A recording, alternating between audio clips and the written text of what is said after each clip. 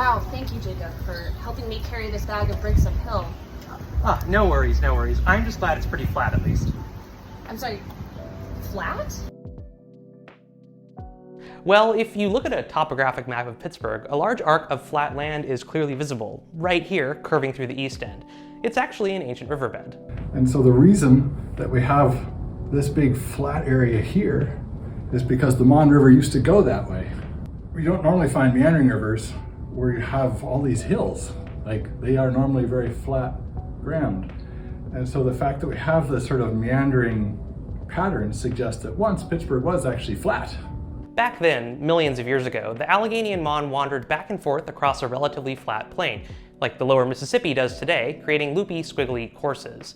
At that time, the Allegheny was actually split into 3 different rivers, upper, middle, and lower, which all flowed north into where Lake Erie is today. But the last ice age changed all that. During the Pleistocene, glaciers advanced and retreated numerous times in North America. It's certain that the 2 most recent made it all the way to western Pennsylvania, but not all the way to Pittsburgh. Instead, they got to around here and blocked the northward flow of all 3 rivers, creating new, massive lakes at their base.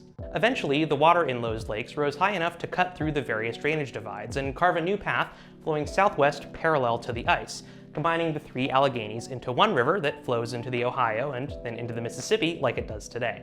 As the ice sheets advanced and retreated again and again, massive amounts of meltwater, silt, sand, and gravel would flow into the rivers, carving the river valleys hundreds of feet deeper.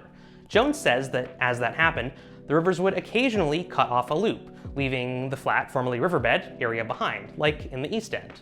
This is such a massive volume of water that it would have stretched from like Mount Washington to Fineview, for example.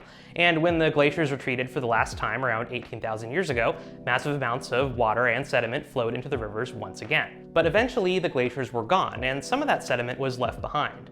Jones says it became the underlying base for the flatlands that now run along the 3 rivers. Think downtown, the flat portions of the north side, the Strip District, and the south side flats.